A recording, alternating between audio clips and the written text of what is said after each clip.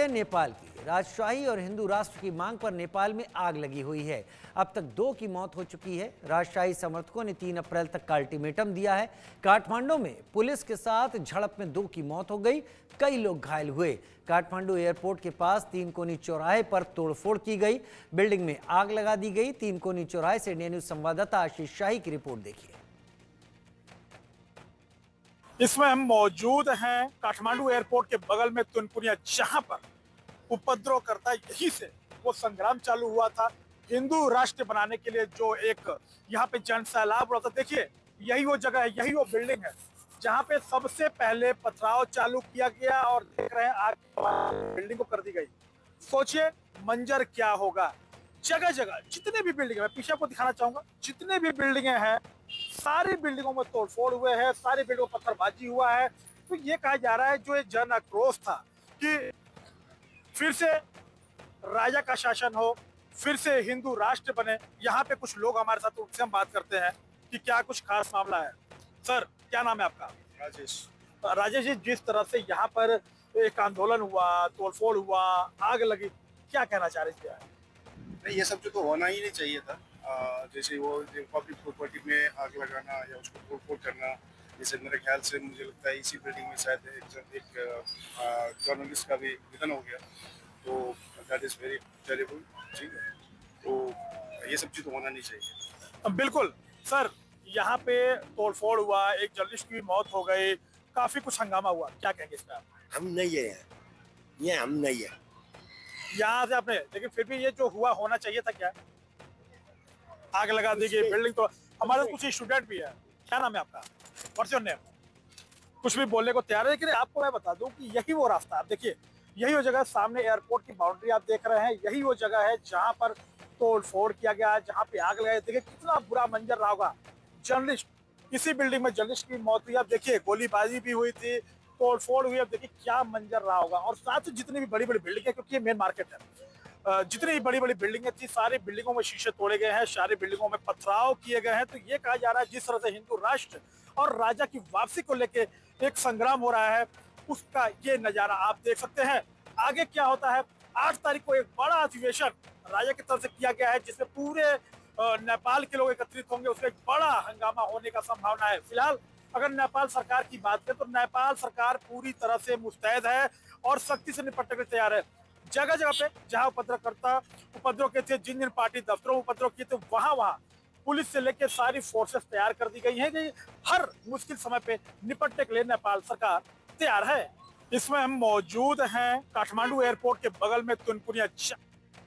आशीष शाही की आप रिपोर्ट देख रहे थे, लेकिन अभी सीधी तस्वीरें हम आपको दिखाने जा रहे हैं। नेपाल में राष्ट्रवादी समर्थकों का प्रदर्शन इस वक्त हो रहा है।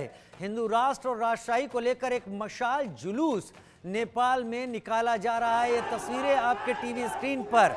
लोग नेपाल के लोकतंत्र और उसके प्रभाव से परेशान होने के बाद सड़कों पर इस उम्मीद में उतरे हैं कि राजशाही और हिंदू राष्ट्र अगर वापस आ जाता है तो एक बार फिर से उनकी जिंदगी बेहतर हो सकती है। क्योंकि लोकतंत्र आने से पहले नेपाल में राजशाही थी और नेपाल हिंदू राष्ट्र था, लेकिन उसके बाद पिछले 17 सालों में 10 प्रधानमंत्री वहां पर बदल जाना ये इशारा देता है कि नेपाल में लोकतंत्र की जड़ें उतनी गहरी नहीं हो पाई जितनी उम्मीद थी। आशीष शाही नेपाल से मेरे साथ लाइव जुड़ गए हैं, साथ ही अभिषेक मिश्रा भी नेपाल से मेरे साथ लाइव जुड़ गए हैं। आशीष शाही, हमने आपकी रिपोर्ट देखी, नेपाल में एक बार फिर से राजशाही और हिंदू राष्ट्र को लेकर प्रदर्शन और मशाल जुलूस निकलने लगे हैं और हम तस्वीरें भी लगातार देख रहे हैं। क्या नेपाल के लोग वहां पर अब तक लोकतांत्रिक जो डेमोक्रेसी आई, वो सेकुलर देश बना, उसके कामकाज के रवैये से नाराज हैं, नाखुश हैं? क्योंकि पिछले 17 साल में 10 प्रधानमंत्री बदल चुके हैं।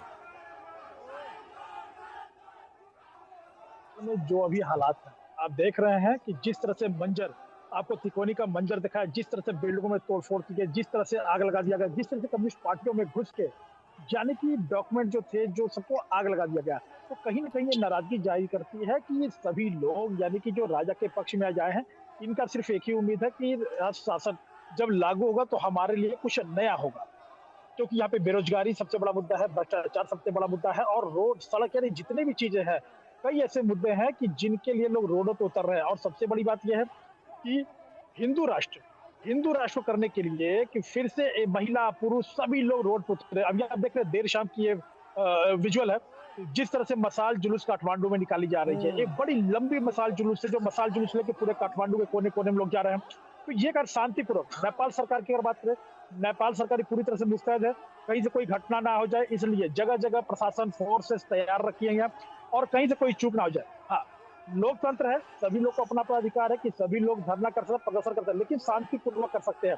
जो तोड़फोड़ हुआ जिसमें 2 जाने भी गई, उसमें 123 लोगों की गिरफ्तारी हो गई है। जगह जगह सीसीटीवी को खंगाला जा रहा है, सही कह रहे हैं आशीष। लेकिन अभिषेक का रुख कर लेते हैं नेपाल से। अभिषेक भी मेरे साथ लाइव हैं। अभिषेक, हम देख पा रहे हैं जो तस्वीरें दिखा रहे हैं, अभिषेक ये तस्वीरें हम दिखा रहे हैं, एक के बाद एक लोग एक दूसरे के पीछे, ये संख्या ज्यादा है लोगों की अगर दूर तक हम दिखाएं इन तस्वीरों को। अब मशाल जुलूस लेकर सबके हाथ में मशाले हैं, यानी लोग ऐसा नहीं है कि छोटी संख्या में हो, वहां पर विरोध दिख रहा है और विरोध की तस्वीरें भी आ रही हैं। अभिषेक, नेपाल में खास तौर पर काठमांडू और आसपास के जिलों में क्या स्थिति है राजशाही को लेकर और हिंदू राष्ट्र को लेकर, और उसकी वजह क्या है? जी बता दें कि नेपाल के खास करके राजधानी काठमांडू में जो है, काठमांडू के खास करके एक हिस्से में राजावादियों ने जो प्रदर्शन जारी रखा है, उसको राजतंत्र वापस लाने का एक मुहिम माना जा रहा है। हालांकि राजतंत्र को वापस लाने की जो 2 दिन की प्रदर्शन थी, जो पिछले दिनों हम लोगों ने दिखाया है दर्शकों को, उसमें यह देखा जा रहा है कि प्रदर्शन में उपद्रव द्वारा जो है काफी उपद्रव फैलाया गया, जिसके बाद सरकार काफी सजग दिख गई। हालांकि आज शाम में नेपाल के काठमांडू और नेपालगंज में 2 जगह मसाल जुलूस निकाला गया, ताकि जो है आज से जो एक पार्टी है रापरप्पा पार्टी की जो है वो मसाल जुलूस से आज से जो है रैली स्टार्ट होती है और आगे अगले जो है भारत के 8 तारीख जो होता है वो 8 तारीख को उनका मेन जो है वो रैली है।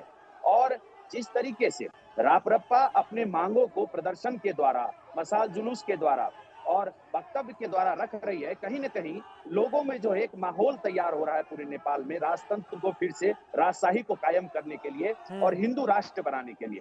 और तो इसको माना जाए, सरकार जो है एक तरफ, अगर हम लोगों ने जिस तरीके से अभी हमारी न्यूज इंडिया की ये जो टीम है वो जब पूरे कम्युनिस्ट पार्टी के ऑफिस जाए, माधव नेपाल के ऑफिस पहुंचे या फिर प्रचंड के ऑफिस हम लोग जब पहुंचे हैं, तो उनमें भी एक तनाव जो है वो दिख रहा है इस प्रदर्शन के खिलाफ।